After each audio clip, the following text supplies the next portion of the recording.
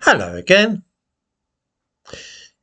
Anybody who has lived in a city district with a large number of families of African or Caribbean origin will have noticed that black girls and women tend to give the impression of being louder and more aggressive than white women. This may be observed in secondary school girls and women in markets and shops. It seems as though black women and girls past puberty are more easily provoked to either laughter or confrontation and violence than is the case with white women.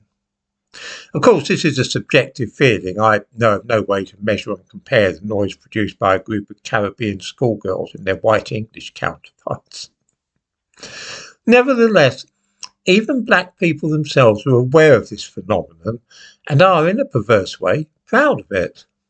They feel that their exuberance and volatility shows that they are less inhibited and more open with their feelings than all those stuffy and straight-laced English folk.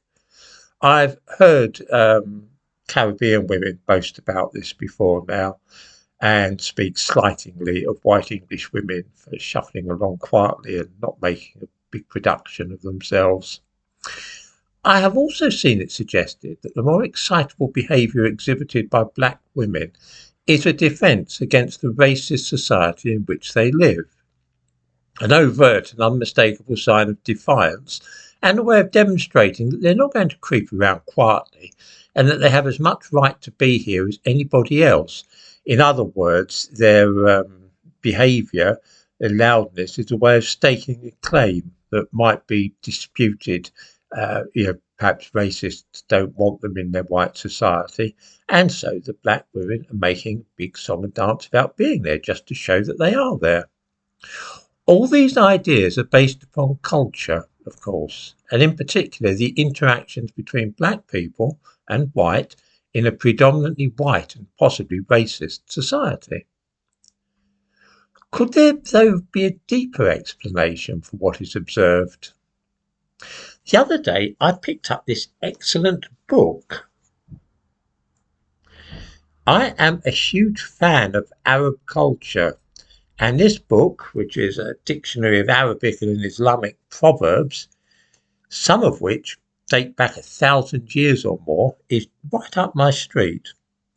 I was particularly struck by this one from Morocco, which, by the way, was first recorded in writing 800 years ago, and it's still going strong to this day in popular culture in Morocco.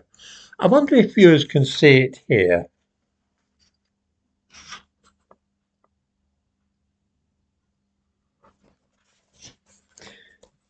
It says, when white women quarrel, they pull each other's hair out.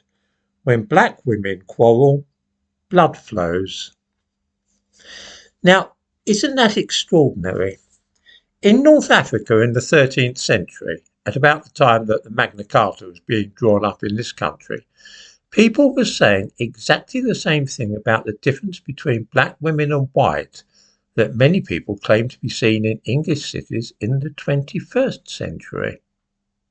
No question here of this being a product of white supremacism, or that this is a case of black women asserting their right to be in a white country.